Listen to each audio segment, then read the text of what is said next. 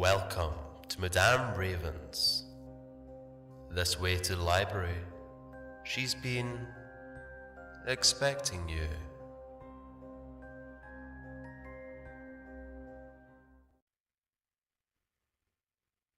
Cats in the Cradle.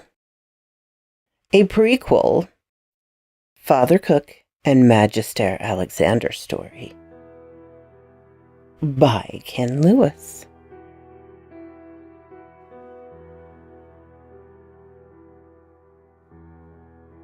Oh shit, I thought as I walked through the front door and saw the little furry body of my daughter's pet hamster, Cece, lying on the floor in front of me. Cece wasn't the hamster's real name. It was Chubby Cheeks, but Samantha's sister Allison had trouble saying that, so we came up with the nickname just for her. I nudged Cece's body with my shoe just to be sure he was really dead. He was.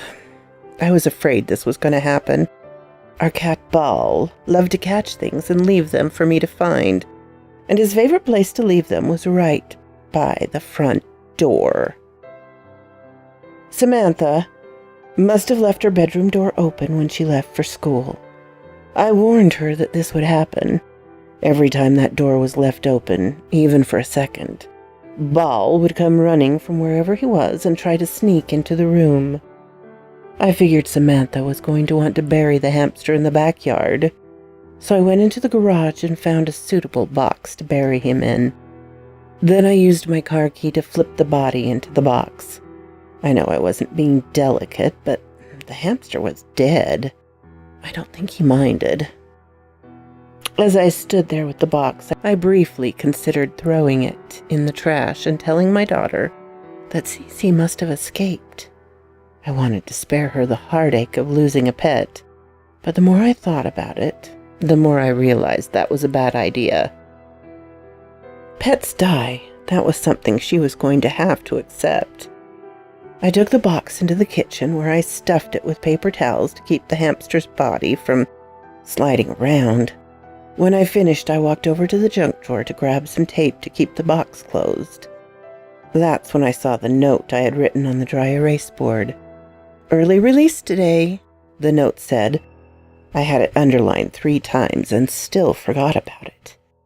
If today was an early release day, the girls should already be home. I checked the time just to be sure. It was after 2 o'clock. They should have gotten home over an hour ago. "Samantha? Allison?" I called out as I walked through the house. I called out again when I got to the foot of the stairs. No one answered, but I did hear a soft thump from one of the upstairs bedrooms. As I walked up the steps, I noticed that Samantha's door was wide open. She had to be home. I could see her backpack sitting on the bed. Once I made it to the top of the stairs, I walked over to Samantha's room and peeked in, but she wasn't there. I did notice that Cece's cage was sitting sideways on the floor with the top lying a few feet away. I shut her door and continued to call out, wondering where they were. They knew better than to leave the house on their own. When I got to Allison's room, I noticed the door was slightly ajar. I don't know why, but when I grasped the knob, I got a sudden feeling that I shouldn't open it. I figured it was an irrational fear, likely caused by my growing concern over where my daughters were. I wasn't going to let that stop me from searching for them, though. I took a deep breath and swung the door open. What I saw made me take a step back and put a hand over my mouth. Sitting on the bed with her knees tucked underneath her was my daughter, Allison. She was leaning on her left arm while she licked blood off the fingertips of her right hand. She licked her fingers the way a cat would lick its fur, with long strokes of her tongue. Around her neck was Bale's collar. When she noticed me, she stopped what she was doing and made a soft mew sound. Then she started purring. It sounded so unnatural coming from her. "Allison?" I said as I slowly approached her. She just stared at me and continued to make those unsettling cat noises. That was when I glanced down and noticed the black furry legs poking out from beneath her bed. I squatted down, grabbed the closest one, and slowly slid the body of Bale out into the open. I looked up at Allison and watched as she continued to mimic the movements and sounds of the dead cat, right down to the way she cocked her head inquisitively at me. "Samantha!" I yelled suddenly. That startled Allison. She hissed at me and produced a low growl from deep in her throat. I ran out of the bedroom and shut the door behind me. I rushed frantically from room to room, calling out for Samantha. She wasn't supposed to leave Allison alone, but I couldn't find her anywhere. I was hoping she could tell me what the hell was going on. I searched the entire house until I came to the door of the one place I had yet to check. The basement. Please be here, I thought as I slowly opened the door. "Samantha?" I called out into the darkness, but no one replied. I didn't expect her to. She was afraid of the dark. If she was down there, the lights would be on. I still wanted to check, though, just to be sure. I turned on the lights and walked down the steps into the basement.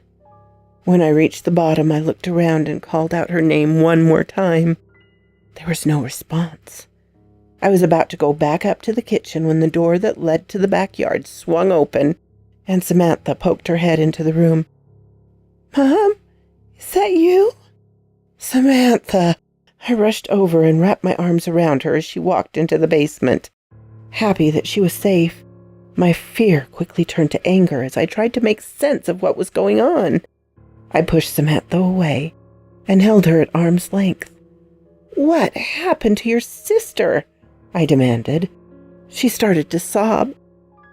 "I don't know. I was laying on my bed when she crawled in on her hands and knees wearing Bal's collar. When I yelled at her to get out of the room, she attacked me." She showed me the scratches on her arms. "Allison did this?" I looked down at the long red welts. She nodded. "I tried to force her out, but she was like a wild animal, so I ran over to April's house. I tried to call you, but you didn't answer." I reached for my phone, which I normally kept in my back pocket, but it wasn't there. I must have left it in the car. I did that frequently when I had to connect it to the car's USB port. "Come on." I grabbed her hand and led her up the basement stairs and into the kitchen. I was going to take her into the bathroom and clean her wounds, but I stopped when I saw Allison sitting on the kitchen counter. "Allison?" I held my palm out towards her in a placating gesture. "That's not Allison," Samantha said. "What do you mean?" I asked. "It's Bal." Before I could ask Samantha to explain, Allison left off the counter and ran after her sister, hissing and snarling as she closed the distance. I pulled Samantha back into the basement with me and shut the door right as Allison collided with her. I held the door shut as she clawed at the other side, trying to open it. I didn't let go until she gave up and walked away. I turned towards Samantha. "I need to go and get my phone out of the car." "No," she said while shaking her head. "It's okay. I will be gone only for a few minutes." I reached into my pocket and pulled my car keys out. "Come here and hold the door closed. She won't be able to open it if you're holding it." I figured that would give her a sense of security while I was gone. She reluctantly reached out and grabbed the handle. "I'll be right back," I assured her. It took me less than 3 minutes to run out to my car and retrieve my phone. "Everything's going to be okay," I told her when I returned. "Why don't you go back over to April's, and I will come get you in a little while." She just stood there and stared at me. "Go ahead, Sam, it's okay. Allison isn't going to leave the house." I wasn't positive of that, but I hoped it was true. Once I convinced her to leave, I pulled out my phone and opened my contacts. I scrolled down until I found my husband's number and tapped the screen. I stared at the ceiling, wondering where Allison was while I waited for my husband to pick up the phone. "This is Father Cooke?" I didn't recognize the voice that answered. I pulled the phone away from my ear and looked down at it. The number showing up on the screen was not my husband's. "I'm sorry," I said. "I must have dialed the wrong number." "If you're looking for Pastor Reed, he won't be in today. Perhaps I can be of assistance?" That explained what happened. Pastor Reed's number was listed right above my husband's. In my haste to call my husband, I must have accidentally tapped the wrong contact. "I'm sorry," I apologized again. "I really need to get in touch with my husband." I hit the end call button. I didn't want to be rude to the priest, but I didn't have time to explain. I opened my contacts again and made sure to tap on my husband's number. After several rings, it went to voicemail. I left a message telling him to call me back as soon as possible. Then I hung up and called him again, calling him several times, but I kept getting transferred to his voicemail. I leaned my back against the door in frustration and slid down it until I was sitting on the steps. I didn't know what to do at that point except wait. So that's what I did. When the phone rang a few minutes later, I jumped up and answered it, thinking it was my husband. "I'm sorry to disturb you, Mrs. Duncan, but I couldn't stop thinking about you. I hope you don't mind me calling you back. I just wanted to make sure you were okay. You sounded upset," Father Cooke said. "No," I yelled into the phone. "I'm not okay. I have a dead cat and a daughter that no longer thinks she's human, so no, I'm not okay." "Maybe you should start at the beginning," he said calmly. "Tell me what happened and don't leave anything out, no matter how crazy or irrelevant you think it might be." I was surprised by his response. He was nothing but polite to me, and I just screamed at him. He seemed like he genuinely cared and wanted to help. Maybe he could help. He was a priest after all, and what I was dealing with seemed a bit outside the bounds of reality. I felt bad for yelling at him. I was originally going to have my husband come home and help me catch Allison so that we could take her to the nearest hospital. But as I thought about it, maybe that wasn't the best idea. I took a deep breath and told Father Cooke everything that had happened since I got home. "Stay where you are," he said after I finished telling him what happened and given him the address. "I will be there shortly." He seemed convinced that my phone call wasn't an accident. He believed something had guided my hand and brought the two of us together so that we could help Allison. I hoped for my daughter's sake that was true. 20 minutes later, there was a knock on the basement door, the one that led to the backyard. I walked over and opened it. Standing before me was Father Cooke. He was dressed exactly as you would expect. When he saw me, he pushed his thick-rimmed glasses up the bridge of his nose and introduced himself with a smile. "Please come in." I stepped to the side. "Where is your daughter now?" He didn't waste any time getting to the point. "I don't know," I shrugged. "Probably upstairs." I followed Father Cooke up the basement stairs and into the kitchen. He stopped and listened. I could hear the soft thread of footsteps above us. "Is there anyone else in the house besides your daughter?" he asked. "No." He walked through the house until he came to the staircase. He placed his hand on the banister and started to climb the steps. "Which room is Allison's?" he turned and asked before continuing. I pointed to her door. I waited and watched as he walked into her room. A few moments later, he walked out and continued down the hall. I could no longer see him, but I could hear him. "Hello, Allison," he said. "I'm Father Cooke. I'm a friend of your mother's." Allison hissed in response and then started to growl. Father Cooke backed down the hall slowly. He had his hands out in front of him as he tried to calm Allison down. When he made it back to the stairs, he descended them backwards, keeping his eyes on my daughter. She followed him, hissing and growling the entire time. She didn't stop until she had reached the steps. "Let's go," he said, and put his hand on my shoulder to guide me away. I let him lead me into the kitchen and then down into the basement. "The collar your daughter was wearing, did that belong to the cat?" Father Cooke asked me once we were safe behind the closed door of the basement. "Yes, it did," I answered. "Where did you get the cat?" It was a stray. It just showed up one day and started hanging around the house. The girls started feeding it and letting it into the house, and we just sort of adopted it. It didn't seem like a bad cat." "Was it always wearing that collar?" I nodded. "I need to make a call."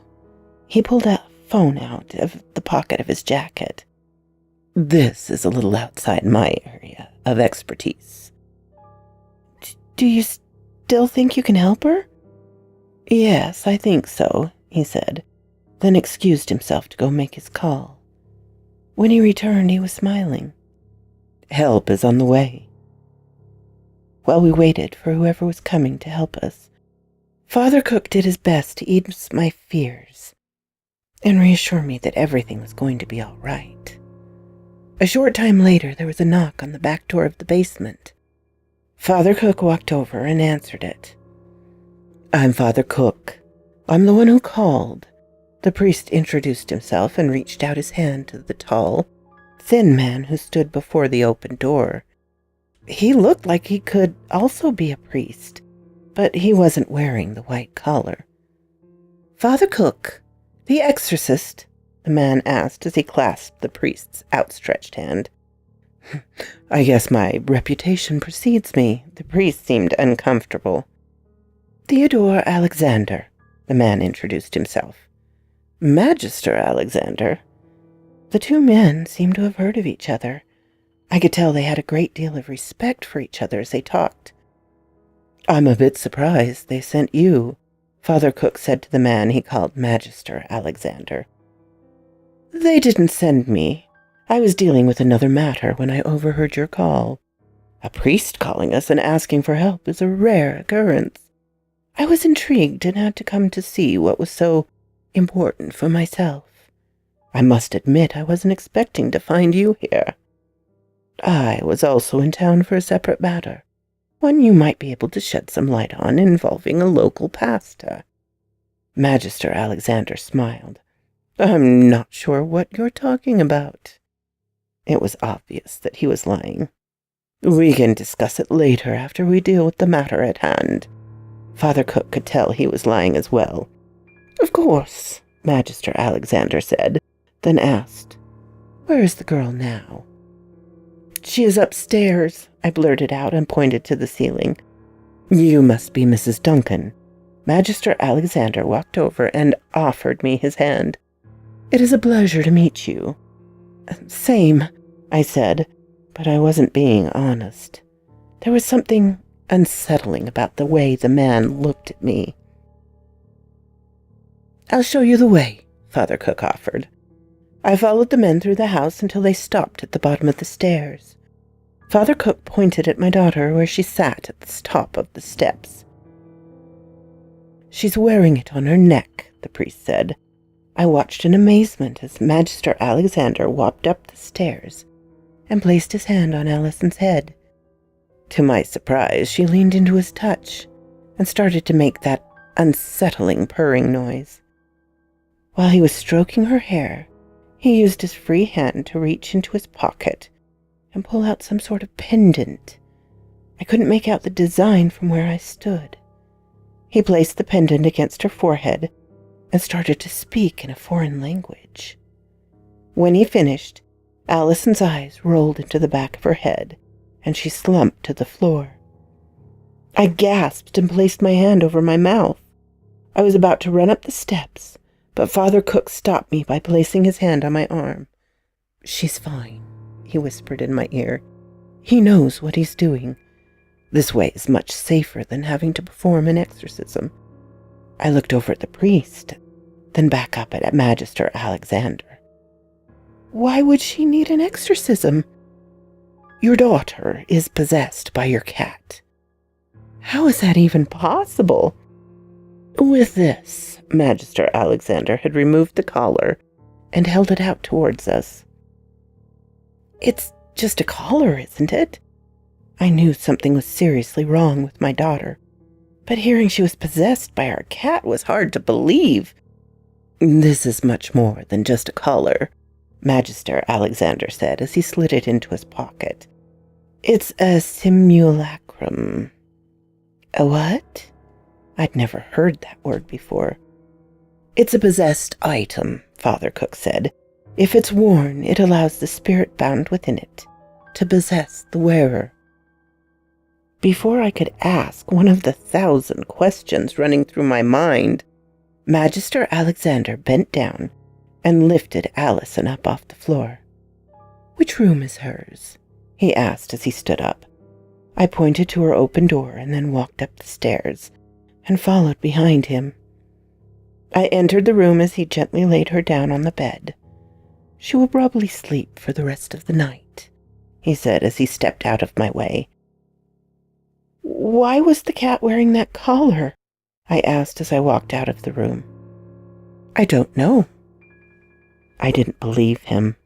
I could tell he knew more than he was saying. I wanted to confront him and demand an answer, but I didn't have the energy. I was too tired after everything I'd been through. Instead, I sat on Allison's bed and ran my hands through her hair while she slept. "Why did you lie to her?" Father Cooke had come up the stairs and confronted Magister Alexander right outside the bedroom door. Even though he was trying to keep his voice low, I heard him clearly. I got up and quietly made my way to the door so I could hear them better. "I did it to protect the family. If she knew that cat once belonged to her grandmother, how do you think she would react? Her mother gave her life to leave the coven. She paid the ultimate price so that her daughter could have a normal life. I'm obliged to honor the deal she made. My mother died when I was young, and I never knew my grandparents."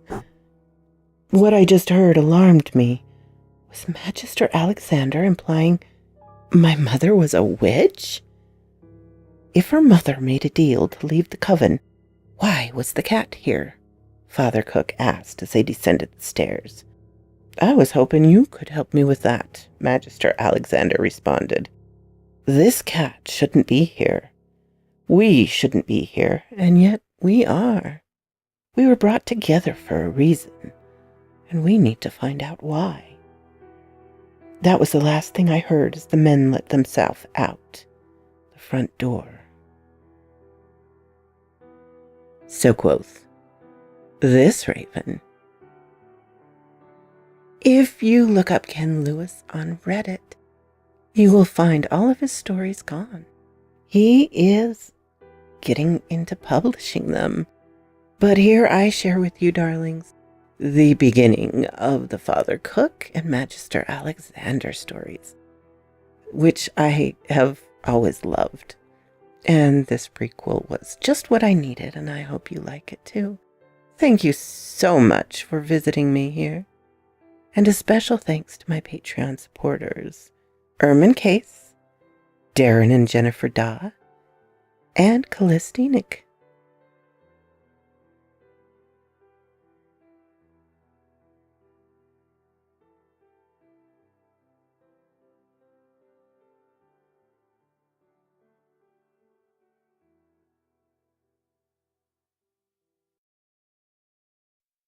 If you like this, please hit the little button to let me know. If you didn't, hit the little button to let me know. Leave a comment. I'm always glad to talk with you, my darlings. I'm open to suggestions and criticisms, critiques. If you have not subscribed, please do so and ring the little bell so you know when to come up and see me. And I will talk to you next time, my darlings. Farewell.